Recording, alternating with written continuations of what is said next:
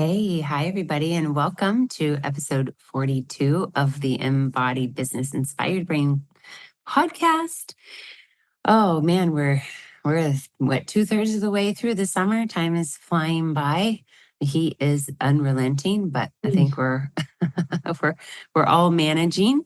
You might say we are finding new wells of resilience. This is pretty epic time, I think. Didn't we have two of the hottest days on record for the Earth in the last month? Yeah, and it's the hottest month ever Yeah, recorded. Hottest month. insane. So talk about required depth of resilience, right? Of the planet, of each other, of us as individuals to like meet the demands of the heat. And that's what we're going to be talking about today is resilience. Resilience through the lens of the nervous system as the root of resilience and what that looks like both in work and in life. And we've got some really cool research and science to share with you. And we want to dive a little bit into what resilience is, how it plays out in different domains, and what we can be doing. We're going to look at 3 different aspects of creating resilience, again, through the lens of the nervous system. So hopefully you'll take away some really juicy stuff with you in this episode. So welcome, Anne. What's in progress? What's in process for you this month of August? Yes, it is for this season of my life. It is a transition month where we're transitioning from summer to school for my family. So I'm thinking about that. I think I've really been able to enjoy this summer more than I have in the past. I've had more moments of glimmers. I've had more moments of joy. I've been more intentional about my summer. I've been more communicative with my team about days off. And that has felt like a win. And knowing myself, I just like want more. I want more. I want more. Like, I want to be even like next summer. It's like, how can I be even better next summer about it? But that's not coming so much from a place like I think I want more because, well, I realize that childhood goes quite quickly. So I'm just trying to enjoy it while it's here for my kiddos and for me as a parent to be able to enjoy that and just for myself and feeling I'm excited about getting back to routine. So I think for me at the moment, that's the reflection on summer and how it's been going. That's how I'm feeling. Yeah. I totally hear you. I love that idea of like, oh, I'm starting to do it right and I just want more of it. It's so great. Yeah, that's so great. I love that. I sometimes get into the space of like, oh, it's going so well. I don't want to fuck it up. I hope I can sustain it. I hope I can keep building on it. So I really appreciate that more optimistic point of view.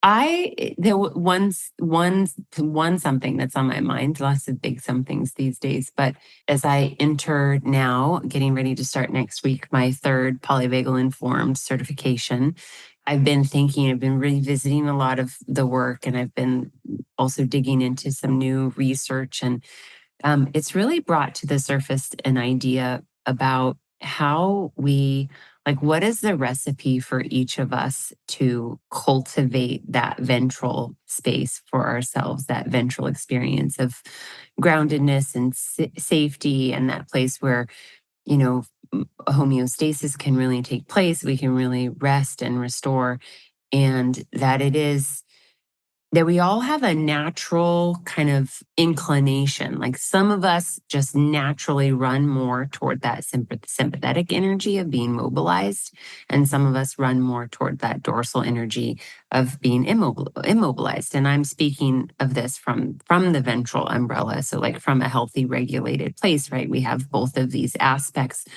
and some of us have more than the other. And it kind of dictates what we need to rest and restore. And something I'm just so aware of because I've been going like nonstop since I feel like May, is that it's not that this is not new information, but it's like coming at me in a way that is a little bit more impactful, which is I have to have solitude to restore. Like I have to. And I love going and I love doing and I love being with my family. And as many of you know who are listeners of the podcast, I travel quite a bit and I love all of that. And I sometimes forget to build in moments of solitude. And we've been talking a little bit, or at least I've been thinking about like we only have so much resource for mobilization, right? Like both on a mental, emotional, psychic, spiritual level, but on a physiological level, like our resources, when we're just mobilized, like our metabolic resources get diminished to the point where we just are taxed all the time and it just feels, we feel tired all the time. So I'm having a little bit of that experience and just really trying to be intentional about making more opportunities to have solitude, even in little small moments. So that's what I've been thinking a fair bit about. I just did a long car drive, 2 long car drives in 3 days. And that's actually hard and a bit tiring, but I was certainly really grateful to have those moments of solitude. So that was really supportive. That's what's going on over here. We're going to dive in and we want to just kind of position this idea of resilience. Like, what the heck is the definition? What I found interesting when I was digging into this recently was like, oh, that's just what we talk about all the time in terms of creating nervous system health. So it was happily affirmed that what we're doing in this work aligns with this concept of resilience, which I think is coming more and more to the forefront for folks, particularly in organizations and communities, as well as in the individual. So I have 2 definitions I wanted to share. One is from the Oxford Language Dictionary, and it says that resilience is the capacity to withstand or to recover quickly from difficulties. It's toughness is a way to think about it. I would also say maybe grittiness could be another, version of this.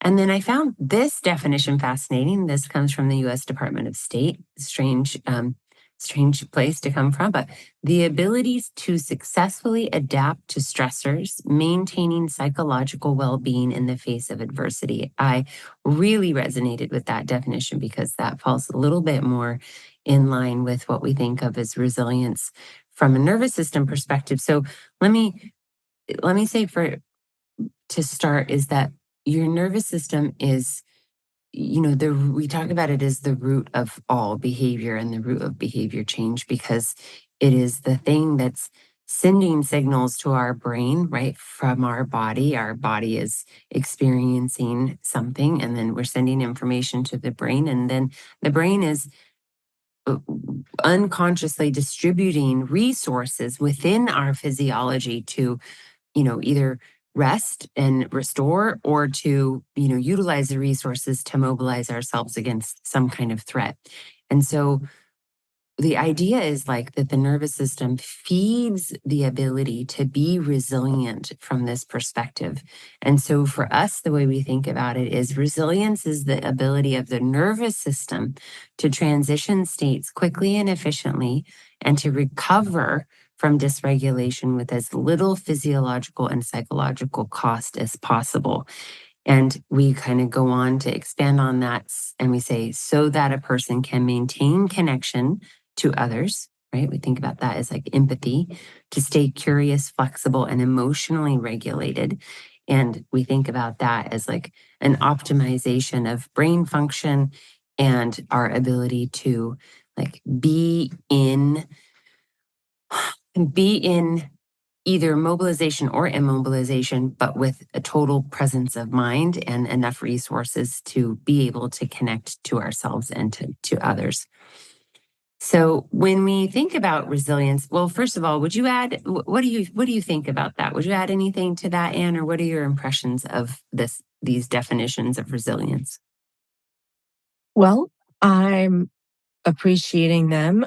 I feel like I don't have much to add at this point. Yeah, Okay. I think it's well done.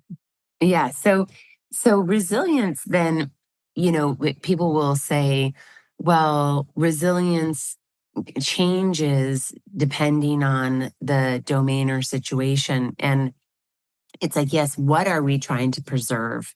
Right?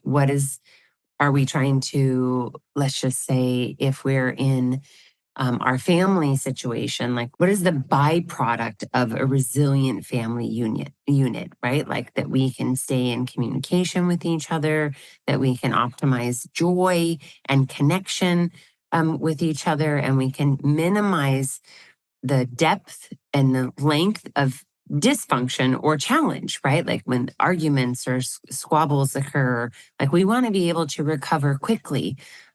When my daughter is being a total turkey and we clash and we have some tension between us, like I'm always thinking about like, well, w- how can we recover quickly? How can we repair? Like what are the strategies we have in place for communication, for trust, for creating autonomy or space so that we can come back together and repair, and we can continue through a day or a situation, and the weight of the challenge or the tension, it doesn't stay with us, right? It doesn't color our experience moving forward when you're working in organization, right? Or a company and there's change. Like we think about, we want to be able to be adaptable and make moves, change positions, change teams, change roles, and stay in a place where even if we are feeling out of control or out of choice or out of connection, that we have a foundation of a healthy, safe nervous system so that we can recover quickly and come back to the table, right, with our teams or have hard conversations with whoever our leader is. So the objectives might be different in the different domains, but the goal is the same, right? Is to recover quickly and without this physiological and psychological cost so that we can continue to optimize whatever the goal is that we're working toward. I'm really thinking about the sort of the US Department of State definition where it says maintaining psychological well being in the face of Mm-hmm. adversity. And I'm thinking of that in the structure of a unit Mm-hmm. and just when you were sort of describing squabbles. So my two children are starting to squabble more. Um, Mm. and part of it's just because of summer and they're getting older and they know how to like really push each other's buttons and and even myself and like as many of you know who if any of you have the opportunity to try to get anybody all out of the house at the same time, like there can be this tension because there's this the adversity is time, right? And not being late, right? This time crunch. And I just know like noticing being in the car and then like continuing to have this argument, it's like, well, how can I layer on this sense of stop pushing each other's buttons and how can we bring each other back to a sense of it's not really that serious or just a sense of well-being is really what I'm Mm. trying to do, right? And Mhm, so mhm, I think like I've leaned more into humor lately because it's easy to just be frustrated and mhm, and just to hold that energy. So I appreciate this sense of group. So this concept of well-being in the sense of the group, because you don't want these communications to not go for the well-being of the whole. So I appreciate mhm. that Yeah, concept. yeah. And so one of the things we wanted to talk about today and share with the listeners was, well, if the goal is to build resilience, right? Because with resilience, like that's how we navigate complexity and still have like room for expansion, room for joy, room for physical health. Like that's kind of the deal, right? Is that fosters health through resilience. Well, what creates resilience in the nervous system, or from a nervous system perspective, is creating safety. And so one of the ways that we talk about this is creating containers of safety. And I was just re-listening to some work from Dr. Stephen Porges, and he was talking about how the polyvagal theory really it's like that we are biologically driven to seek safety. Like that's what, as organisms, that's what we're doing all the time, unconsciously below the surface. And it is when we experience safety, again, that all of our physiological systems can harmonize, come to homeostasis. We can restore our metabolic resources. And there is plenty of room in the brain and the mind and the emotional capacity to like be steady. And so we wanted to separate this out for you into three containers. So containers, what we mean by that is, what is the individual container? What is the container within myself as an individual that I can cultivate that will bring my nervous system into that safe space?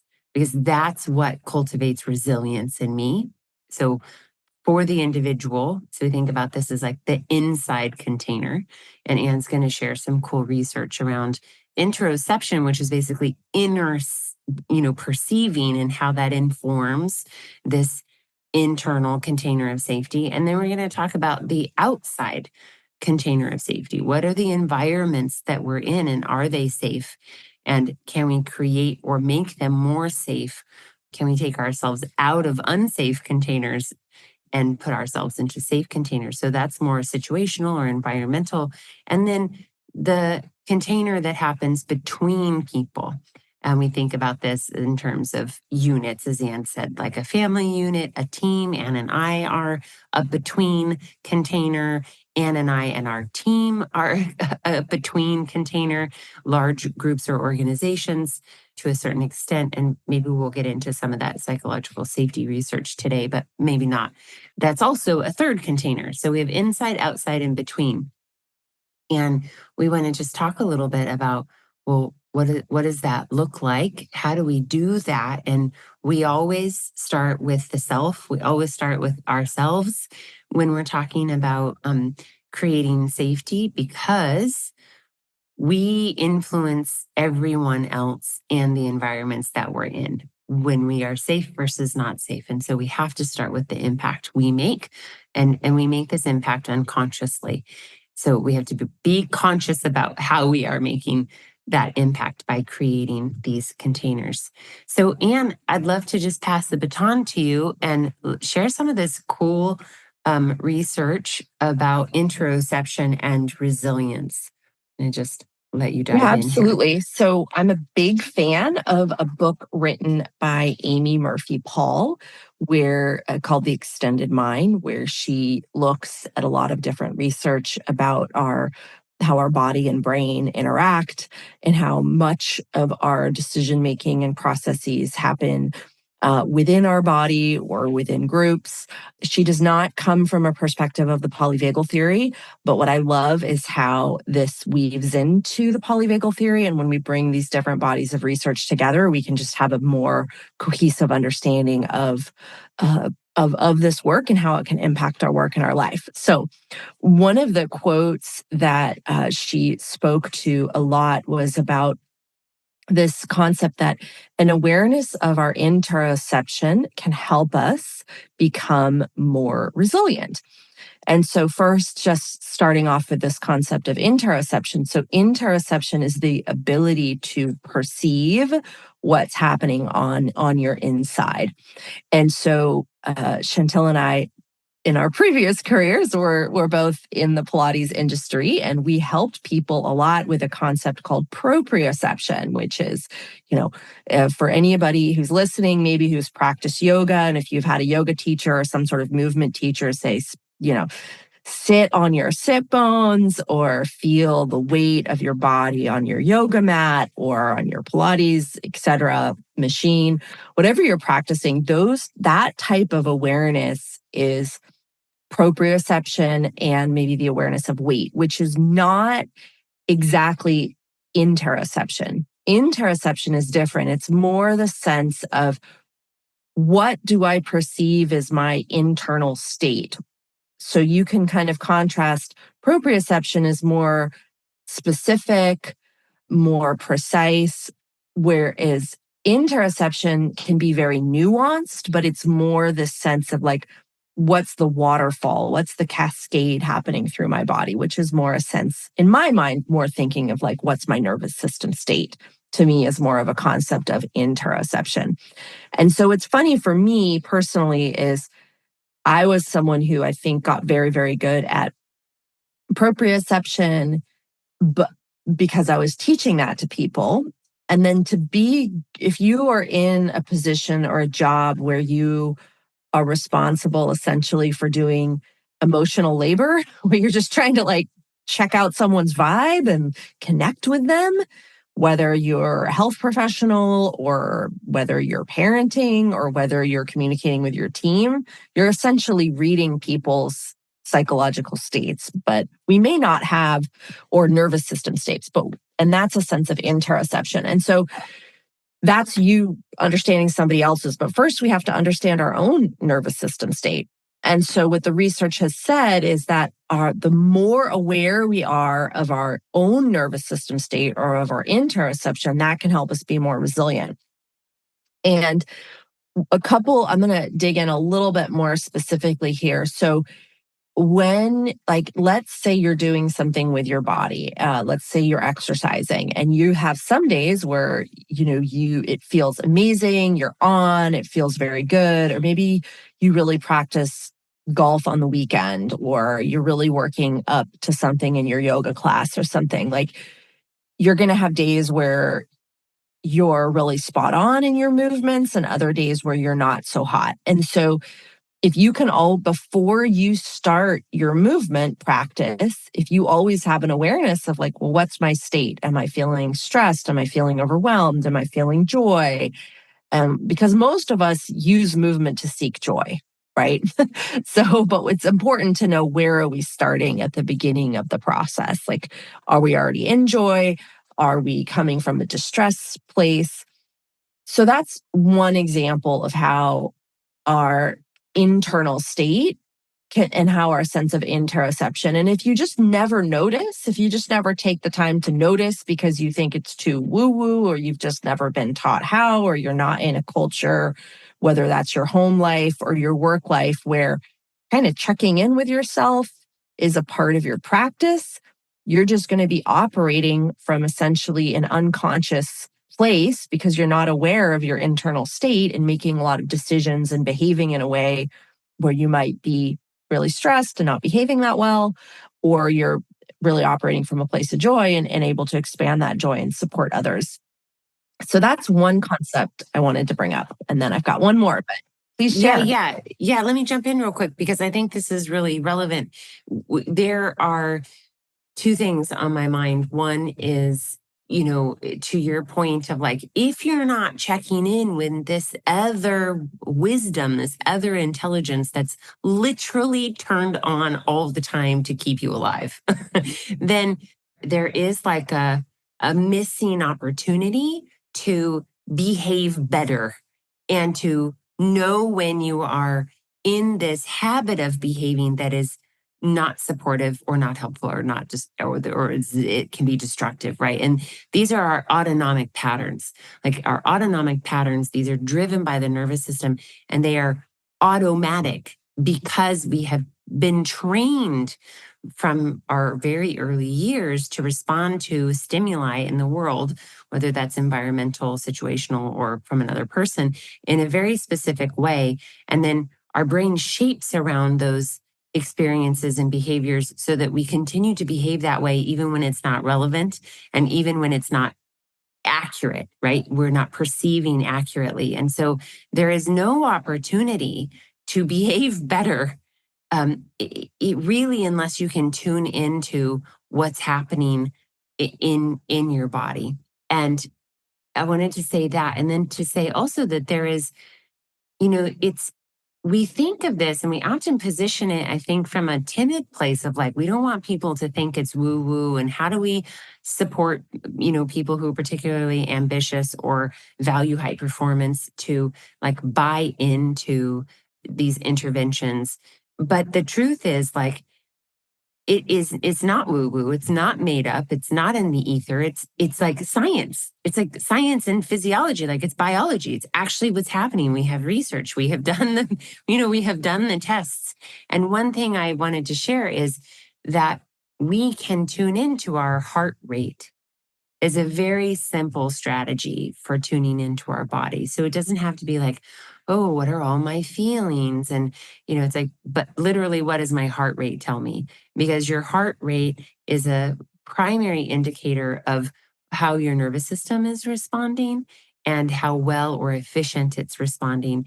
And for those of you who are super nerdy and want to check this out, you can look up something called respiratory sinus arrhythmia and heart rate variability. And it's this idea that when we have a variance between the rhythm of the heartbeat on the inhalation, which is a sympathetic mobilized flavor of our nervous system, it should speed up. And then we should immediately be able to slow it down with the exhalation, which is a parasympathetic rest and digest response. And so you can just simply be checking in with your heart rate and how it changes between inhaling and exhaling, or doesn't change. And that will just give you a lot of information. So I kind of want to step into a new place where we're not positioning this as woo woo or soft skills, right? Because I think we're often like, oh, in case everybody wants to, you know, they're feeling hesitant. It's like, there's nothing soft about it, right? There's nothing woo woo about it. So anyway, a little soapbox moment. Absolutely. Well, I think, and for those listening, like the way you're able to measure your heart rate is perhaps you have a wearable that does that, where can measure your heart rate variability, but you can also just feel your heart, your Pulse. pulse, either Yeah, on your track it. neck or on your wrist, and you can start to practice like, oh, how does what's my heart rate when I inhale and what's my heart rate when I exhale? And do I notice a difference? And that's just like a doorway into that. So absolutely giving you the tools for that. So the one other thing I thought I could share about resilience and how the nervous system work really supports it is there's a concept called cognitive resilience. And that's the ability to think well when you are under stress and to make decisions and things like that, which is required for many high performance people. So it is the summer, it is 2024. The Olympics are happening right now. And so you're seeing that a lot, right? Like people making small decisions about what to do so that they can take home the gold and the silver and the bronze. So just wanting to point that out there. But this concept of cognitive resilience and the way what happens is, and how can you train this in yourself? How can you become more resilient? And one of the ways in which you can do this for yourself is to be, and what they find is in high performers is that they pay attention at the very first signals that something is coming up in their body. They don't suppress it and try to push through. Because if you're listening to this, just internally raise your hand, or straight up just raise your hand that how many times have you suppressed an internal signal so that you could get X, Y, or Z done? I think that is something that is in a lot of lore. Like it's almost like in any movie you see in a hero's tale, it's all about, suppressing. And the other concept that she brings up is this concept, well, the mind can overcome the body. So the mind can suppress the signals from the body, and that's true resilience. And Annie Murphy Paul is the research that she shows is that the people who are very high performing actually don't use their mind to suppress their body's signals. Rather, they use their mind to key into the very first signals of stress and then make micro changes then, so that you don't, because what happens when you suppress your signals? Like, hey, you should take a break, you should stop. No, I'm going to keep working on this project. Like, I don't need to get up. I'm going to keep going, etc. When you suppress those signals, what happens is your body has to get more into more dysfunction and more dysfunction and more dysfunction until you finally react and say, okay, I'll stop, enough. But the problem is you're so far down that path of dysregulation, you then have to come back from it instead of sort of course correct at the beginning. And I just found that to be a good lesson for myself to learn is, Yeah. how can I listen? Because I used to teach that way to people. I taught a lot of essentially high performers, but they would have chronic pain. And I think that a lot of times, like, you don't want to pay attention to that signal because you want to just do what you have to do, right? Mhm. And so it was just a very interesting perspective of, how can we be curious about our body's signals? Because I want to be better at what I want to do, but the path to being better at what I want to do is not to suppress those signals with my mind, but to actually course correct and be curious about them from the beginning. I love this so much because I was listening to a conversation between Dr. Stephen Porges and a man named Michael Allison, who created a certification for coaches that I completed called Play Zone. And he is a professional tennis coach. And so he's approaching the work from a high performance athletic perspective, but he's also working with, executive coaches. There's like many, many different breeds of us doing this work. And we only have limited resources. So when we ignore the signals of dysregulation, whether it's fatigue, frustration, anxiety, anger, like whatever the negative emotional state that we're in, or psychological state that we're in, or physical state that we're in, we only have so much capacity for that before literally our metabolic resources are like depleted. And then it is, as you say, like takes tremendous amount of effort to recover. And sometimes we don't recover very well. But the other thing that I found interesting is that when we suppress it, it doesn't actually go away. We're just pushing it to a place where we're not thinking about it as much, or we're choosing to shift our attention away from it. It doesn't mean it's not happening. And what's happening below the surface is that we literally our cognitive capacity our cortical capacity is shrinking and shrinking and shrinking. And they were talking in this conversation about, a tennis player in a high intensity match, and how when you are in a dysregulated state, when you're highly mobilized, all of you have all of you're like in a defensive state. And so all of your functions are narrowing. It actually makes time go faster. So you're not able to make these thoughtful micro decisions about how to behave, like how and when to swing and hit the ball and where to aim the ball and how to move your body. But when you can regulate yourself, when you can do this thing that you're talking about, Anne, when you can become aware of the signals of distress early on and then make micro adjustments, your sense of time actually expands, because this sense of calm or steadiness allows you to maintain your cortical function, right? And so your brain can stay really adaptive as your body is functioning really well. Even though you're in a calm state, you actually have a higher capacity for performance.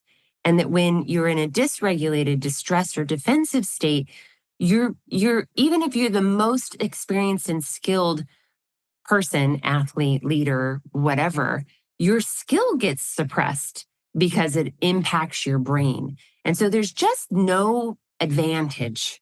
Like there's no advantage whatsoever of suppressing those distress signals. And I just found that whole connection and loop so fascinating. It's like, because I am guilty of this. Well, I Like mean, I think we all are. yeah, I don't I stop think, to eat. I don't want to yeah, stop to pee. I don't want to right. like get up and go outside. I'm like, I'm doing something. So do you Yeah. wear a diaper when you work a long time? No, never. I'm thinking of those people who are like, I want to go do this thing or I want to finish X, Y, or Z. So I'm like, it's so extreme. They'll put a diaper People on. do that? Yeah. Oh my Yeah. gosh, To no, like play that a seems a video little game. No, that it's seems like, super potentially mentally dysfunctional. well, yeah. I mean, I think that's why I'm saying it because it's I had so. no idea. No, No, I I've had no heard of idea. this happening where people Whoa. they're so focused on the goal. It's like you avoid your bodily functions. But I'm like, why would you? I don't know. It just seems gross. So Yeah. we want, That's crazy. That's crazy. but I love what you're saying about like how there's this connection between, you know, avoidance, but at the same time, I don't want to throw the baby out with the bathwater. Like just because you're aware of your body and the signals, it doesn't mean you immediately have to act on them. I think it's more the act of becoming aware because distraction is sometimes appropriate, like for what's a challenge maybe you're going through. Sure, it can be a rest. Right, right. So I want to be fine tuned on that because distraction can be an appropriate response, but at the root of it, you're cognizant that I'm making this choice to distract myself or not to take action for X, Y, Z at in this moment. But that at the core root, you have a knowledge and desire. So of what of Yeah. an awareness is what I guess I'm trying to say. Yeah. I would just, if I'm understanding you correctly, I think I would just add to that. Like, you don't maybe have to do anything different in your, like, you don't have to like plan to do anything different necessarily, but what you do have to do and just becoming aware it does this, right, is employ some kind of strategy to keep the vagal brake on, to keep the calm brake on, to keep that sense of, focus and steadiness on. So we often talk about like 3 deep breaths. We talk about standing up and moving the body. And we talk about vocalization. Like that is really imperative. You can just sometimes think about the awareness because that actually is a parasympathetic trigger. Like that'll start the process. But it is like there has to be some kind of intervention, even if it's not like a big behavior move.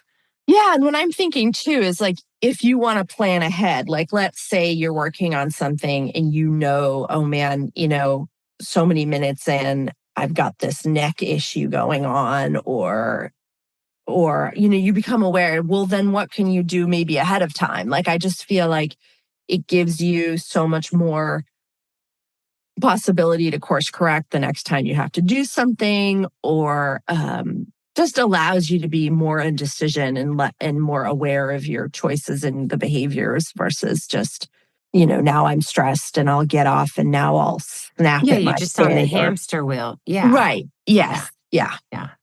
Okay, so all of that is inside. All of that is like the container of us as individuals. So let's talk about outside. Because this is actually I would say as one of my favorite phrases these days, it's like simple but maybe not easy, right? Is like look around your spaces that you occupy most and are you deliberately creating an environment of safety? So you can see Anne's plants in the background. You can probably see my plants in the background. We've kind of talked about this before. Beautiful things make me feel safe. plants make me feel safe. Like these are cues of safety for me. I've got my desk positioned so I can look outside at my beautiful backyard. I've got, I've literally, I wish I could show you. There's a picture of me standing by my motorcycle in the Himalayas, Mhm. attached to my big desktop computer, that when I look at it, I'm reminded of what a badass I am. And so, like, these things are cues of safety. This is a container of safety for me. But I want containers of safety within my friend groups and with my work environment, because it is a way that we create opportunities for thriving, right? And for resilience, for safety. What are some of the things that you do and to create a container of safety for yourself, or other examples that you can think of? Well, I really like to make food for people. Oh, So yeah. Acts of I service. yeah, I just enjoy I just like to be simple, but I like to have fresh food. So I think for me, like, that makes me feel safe because I'm offering something that's nutritious for people. And Hmm. then I want them to feel safe that they can eat food and that they have a choice of the food, that I put out. I really like to put out food where people have choices. So, like a charcuterie board, or, where people can kind of construct their own food, and, or Mm. a taco plate or something where people can construct their own tacos and things like that. So, and I've been thinking a lot about this because I'm going to be going on a camping trip very soon with a bunch of families. And there is a woman who I admire so much on our camping trip who really kind of spearheaded this with so many families coming together. And she is so, so good about creating spaces that are incredibly welcoming for other people to come and sit and relax and like Mm. be. And she's very, I just think like that's her MO. And so I'm like, and I have been that in the past, and I have that desire, and I'm like, okay, how can I make this next camping trip even that more? How can I create a space where people want to come and hang and pull up their stuff and feel like all are welcome? And it's just something that I'm going to be even more intentional about. So that's an example. For me, those are a couple of examples about how can I create places? And so for me, it's like, okay, well, I'm going to look into buying one of those camping chairs that's like a camping couch so that Hmm. multiple people can sit down. And Yeah. just it's so simple, but my intention behind it is, well, I want joy and I want people hanging around our campfire, and Mm. like, I want people to feel that they can come and there'll be a few little things to eat that won't be attracting ants, you'll figure it out. Like, but these are it's just, yeah, it makes me feel good when others are around and they can have little things to eat. Yeah.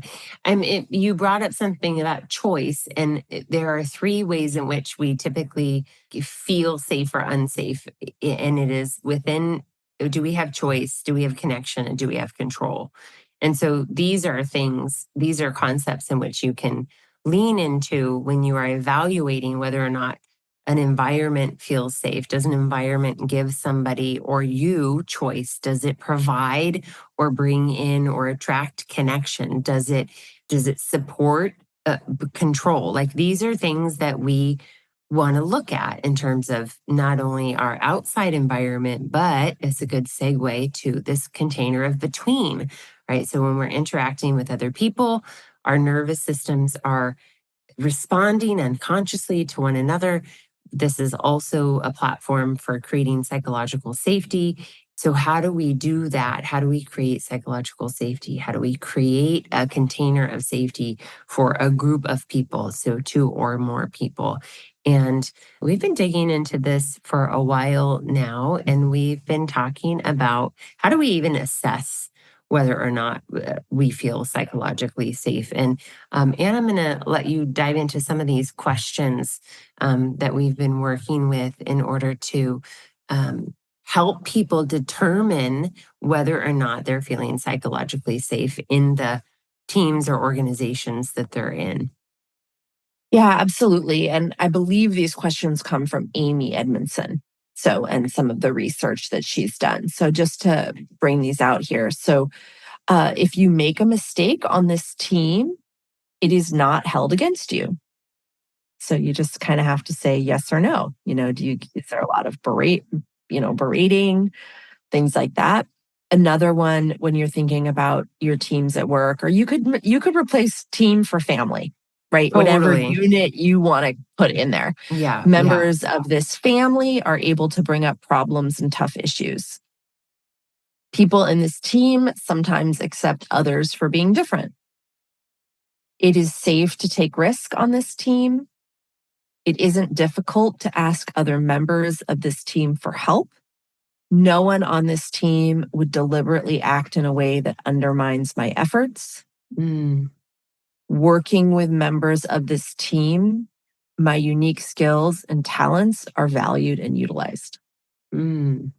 You can replace team, I would imagine, for family. Yeah, and I mean, I think you can take this as a jumping off place for adapting your own questions to assess whether or not you are feeling seen and heard, appreciated, and valued, right? Because that's really like the crux of psychological safety. And we're responding to other people, we're responding to their body language, we're responding to their prosody, right? Their intonation and tone of voice. We're responding to there's something recently that came to mind about so you're in the nervous system work and the polyvagal theory, we talk about the social engagement system. And it's that aspect of the nervous system that interplays with the facial nerves, the larynx, the pharynx, the middle ear, and it's how we communicate our ability to connect or not. And this is a ventral aspect of the nervous system. So it's ventral vagal, it's the place where we can be with other people. And what happens is it's like the link between our face and our heart. So heart rate regulation, and then our ability to facially express, emote, and also vocalize and hear.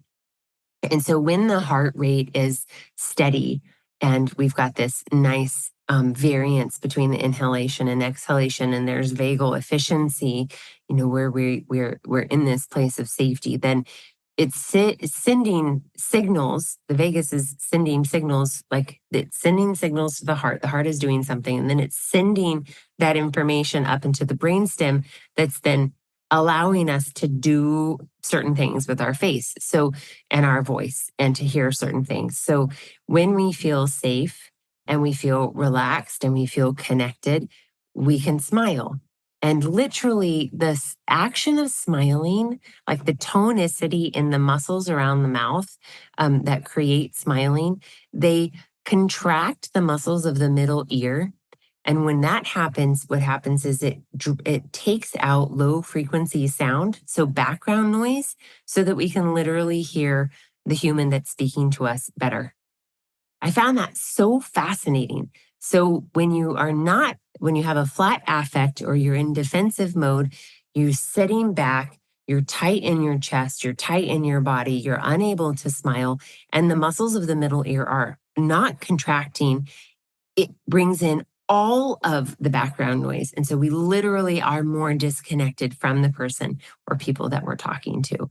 And so there is this direct link between our biology and our behavior in the way that we emote, in the way that we express ourselves. And it's very difficult to make it through challenging situations and challenging conversations when you are in a defensive state. And Anne and I was telling her this morning, like, oh, you and I are a container of safety, and we have tremendous resilience, and we have developed that over time between the two of us. And we were talking about a potentially difficult situation this morning. We'd been kind of chewing on it since yesterday. And one of the things I noticed, we were just talking on the phone, but one of the things that I noticed in myself is that I was just really, and in both of us, is like, we were just able to be like soft, like clear voices, soft voices, empathy. Like I could feel her understanding and empathy. Like I could feel this, recovery that was happening because we have this container of safety between us. And so that's what makes our partnership resilient. Like that's what makes our relationship resilient, is that we have this container of safety where we can have our feelings, have our disagreements, feel like there might be tension, but it is never, we like rarely get to that place where we're in a defensive mode and the brain starts to shut down and we start to become defensive in our biology. And then it starts to dictate our behavior, which doesn't get us anywhere good. So I was just really appreciating that example this morning. You want to know what I felt? Uh-oh. I was real. No. I was really feeling your curiosity, and I was feeling your non-judgment, and it was just awesome. So I'm Yeah. just so grateful for that. Yeah. Because, Yeah. in any relationship, you can't always, it's not, you come up against challenges, and Yeah. you have to work through them. And I think for me, just, I love the biology, and that's the backbone.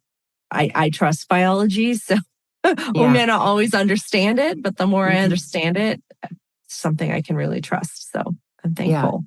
Yeah. And it just as a little extra bit of information, like the tension started yesterday. And Yeah. but what was really interesting is because I have a container of safety within me, I was in a container of safety in my environment at the moment. And we have established a container of safety. I was really able to just feel what I felt, like going back to cognitive resilience. And I could, like, there was nothing in me that was like, I need to say all this stuff and I need to resolve this problem right now. I was like, I'm going to be in this experience and sit with it and make these micro adjustments and give it some time. So that's the awareness. The awareness leads to what's the strategy or tool I can employ to regulate myself so that I can enter into a potentially difficult conversation with compassion and with curiosity. And then what happens is it's just really awesome. Even though you're talking about a difficult situation, you can still bring to bear this sense of empathy and connection and relatedness that is so important when you're working through difficult things. So, just to kind of circle back to some of those concepts. All right. Well, I think this is going to end up being one of the longest podcast conversations we've Oh my had in goodness. in a while. I'm sure we'll have more to say about this.